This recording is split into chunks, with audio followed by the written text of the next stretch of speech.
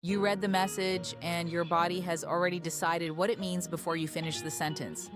Your throat goes tight, your stomach drops, and in the next 30 seconds, you've turned 10 ordinary words into proof that you're failing or being abandoned.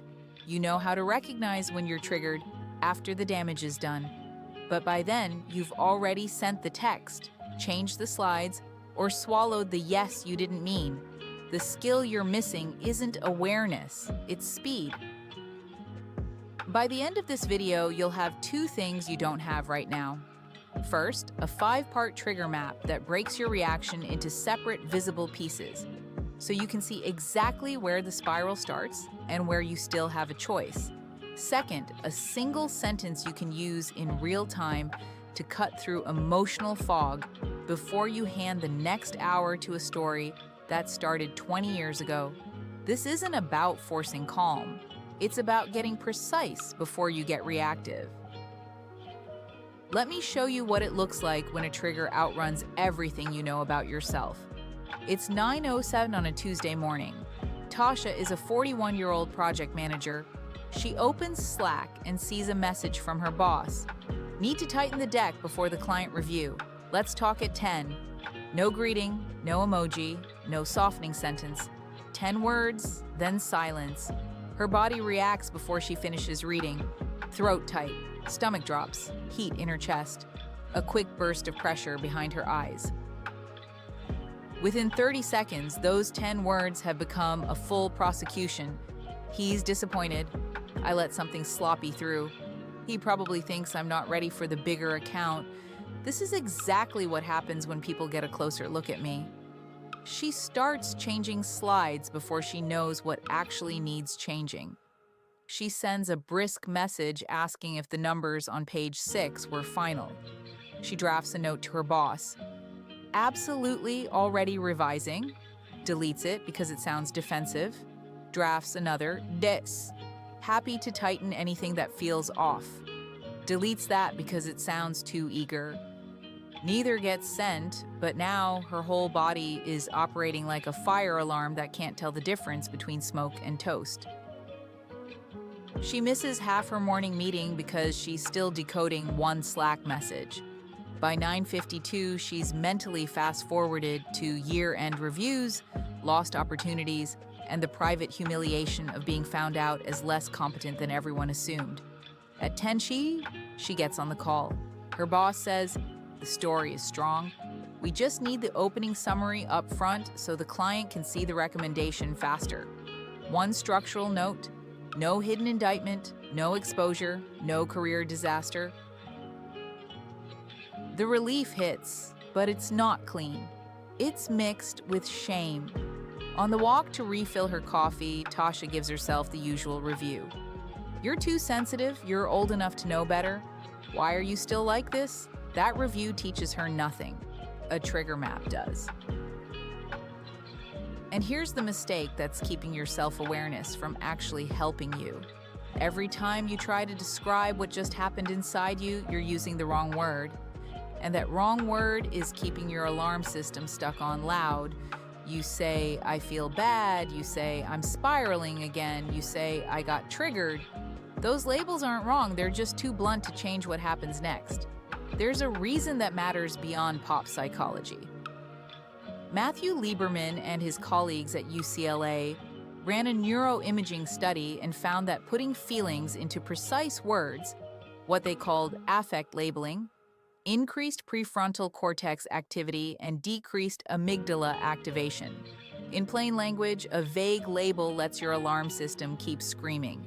A precise label brings the part of your brain that can actually choose what to do next back online. Not all the way, but enough. Enough to stop the automatic move from firing. Researchers call this skill emotional granularity, the ability to tell the difference between "I feel bad" and "I feel exposed and ashamed." It sounds academic, but it's the skill underneath everything else in this video. The fix isn't be more aware, it's be more exact sooner. But here's what most advice gets wrong about that. And this is the part that changes how you use everything else in this video. The precision doesn't start in your thoughts. It starts somewhere most people never think to look. I'll show you exactly where in a moment. First, let's give you the structure your self-awareness has been missing. There are 5 things that happen inside every trigger, usually in the same order. I call it the 5-part trigger map. Q. What actually happened, not your interpretation, not what you decided they meant. What happened on the screen, in the room, or in the conversation. For Tasha, the Q wasn't, "My boss thinks I'm slipping." It was 10 words on Slack. Body sensation. What your body did first, before your mind wrote the story. Tasha's was throat tightness, stomach drop, chest heat, pressure behind her eyes. That happened in seconds, before a single thought formed, meaning made. The first conclusion your mind jumped to. Not, "My boss gave feedback." It was, "I'm being exposed as incompetent." Notice how much bigger the meaning is than the cue. Move taken, the protection strategy that loaded. Frantic scanning, premature fixing, drafting defensive messages she never sent. Aftermath, what the move cost. A lost half hour, a hijacked meeting, unnecessary shame, and this is the expensive part, her body learning to treat brief work feedback like existential exposure. Right now, you probably collapse all 5 parts into a single sentence. My boss made me feel incompetent. My partner made me panic. My mother made me feel like a child. Those sentences feel true, but they blur the moment so badly that you can't find the interruption point. The map turns a blur into separate pieces, and separate pieces are something you can actually interrupt. Remember when I said the precision doesn't start in your thoughts? Here's where it actually starts. And this is what most advice skips entirely. Your body knows you've been hit before your narrative mind has written the first sentence. The first signal might be a stomach drop, jaw clench, chest heat, throat tightness, face flush, buzzing hands, shallow breathing, numbness, heavy limbs, tunnel vision, or a sudden urge to move fast. And here's the part that makes this practical instead of just interesting. The body signal often tells you which kind of reaction is loading. A forward rush in your chest and hands, that's pursuit energy. The urge to explain, argue, close the gap, fix. A hollowed out feeling, frozen face, blank mind, that's shutdown. The urge to disappear before you can be affected again. A sinking pressure plus instant guilt, that's self-abandonment. The impulse to say yes before you've checked whether you even want to.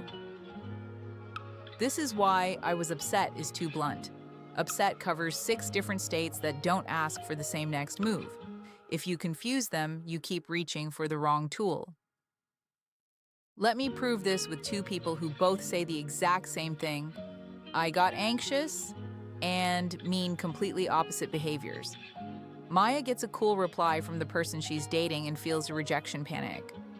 Her move is to close the distance fast. She drafts 3 messages, rereads the thread, tries to recover certainty. Renee gets the exact same cool reply and feels engulfment plus shame. Her move is to disappear. She throws her phone across the couch, says she's done with dating, and doesn't answer for a day. Even though underneath the shutdown, she wants connection. If both women use the same blunt label, "I got anxious," they miss the practical difference entirely. Maya's first risk is urgent pursuit that pushes the other person further away. Renee's first risk is distancing herself so fast, she never finds out what's actually true. That's why your trigger map must always include the move. Feelings matter, but the move is what predicts the damage. Now, one of these 6 categories is running your life right now, and I'd bet most people have never heard of at least 2 of them. Until you know which one is your default, every trigger will run the same script underneath completely different situations. As I go through these, notice which one makes your stomach tighten. That's your category talking. Rejection panic. Ambiguity gets translated into abandonment. Picture this. You're lying in bed, staring at a two-word reply from someone you care about, and your body has already decided the relationship is ending before your conscious mind finishes reading the sentence. The cue is usually distance, delayed replies, changed tone, or reduced warmth. The move it loads is pursuit. You text again, reread the thread, try to close the gap before you even know if there is one. Criticism, shame. Feedback gets translated into exposure. That's Tasha's category. Think of the last time a single comment from your boss rearranged your entire afternoon. The meaning made isn't "there's a problem to solve." It's "my flaw has been seen." The move it loads is defensiveness, frantic over performance, or a private self-attack so harsh no one else would dare say it to you. Engulfment fear. This one hides because it doesn't look like anxiety, it looks like irritation. Imagine your partner asks about weekend plans and you feel a flash of anger so disproportionate you don't even understand it yourself. That's engulfment. A request or an emotionally intense conversation starts to feel like loss of choice. Not every trigger is about rejection. Sometimes the alarm is, "I'm about to get swallowed by this person's needs." The move it loads is withdrawal, delay, or sharp resistance that looks like coldness from the outside. Unfairness. Think of the last time someone quietly placed one more task in your lap. One more family plan made around everyone except you. You said "it's fine" through a clenched jaw while mentally keeping a scoreboard no one else can see. The move it loads is resentment that leaks out 3 days later about something completely unrelated. Two more, and these are the two that tend to fly under the radar because they don't look dramatic from the outside. Invisibility. This one doesn't need hostility, it just needs omission. You're at a dinner table mid-sentence and someone talks right over you. A group text where the plan gets made and your input isn't asked for. Your partner makes a decision about the weekend and mentions it to you as a footnote. The meaning made is quiet but heavy. My presence doesn't change the outcome. And then there's the one most people never recognize, even though it might be the one running the most of your life. Self-abandonment pressure, the category that looks polite from the outside, but eats you from the inside. A request comes in. Your body tightens, and here's the meaning made. Listen for whether you recognize this. If I don't say yes, if I don't smooth this over, I'll create a problem I can't tolerate. So you comply against your own interest. You rearrange your schedule. You say, "of course," with a smile that doesn't reach your eyes. And afterward comes the line you know too well. Why did I agree to that? This is the category that hides in plain sight because the people around you see someone helpful, flexible, easy to work with. What they don't see is the resentment building underneath, or the moment 3 hours later when you're furious at yourself for disappearing again. These aren't clinical diagnoses, they're working buckets, and their value is speed. If you can say this is criticism shame, not proof of incompetence, or this is self-abandonment pressure, not a real obligation, you're already less trapped than you were 30 seconds earlier.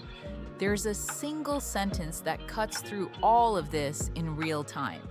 Here's how you're going to use it.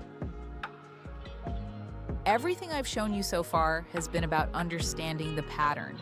Here's the part that actually changes your week. And it starts with something you can do tonight. This takes 3 minutes per moment, and it'll teach you more about your triggers than a year of vague journaling ever could. Step 1. Pick 3 moments from the next 7 days. Low stakes is fine. A curt email, a plan that changed without your input, a request that made your jaw tighten before you answered. For each one, write 5 short lines. Cue, body sensation, meaning made, move taken, aftermath. You already know these from the trigger map. Keep each line to 1 or 2 sentences.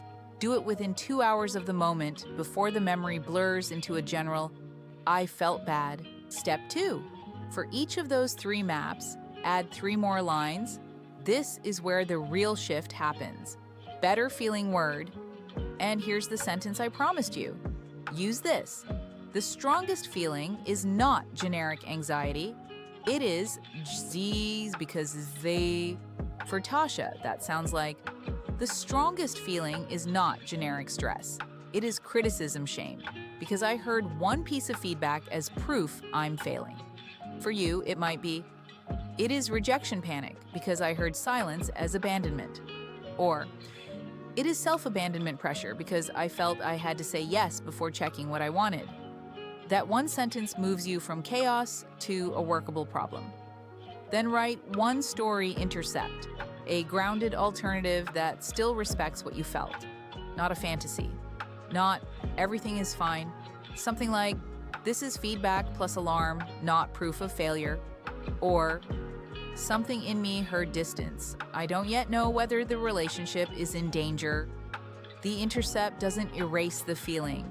It stops the feeling from writing the whole story. Step 3. At the end of the week, review your 3 maps and look for the pattern. Which category shows up most? Which body cue shows up earliest? Which move costs you the most?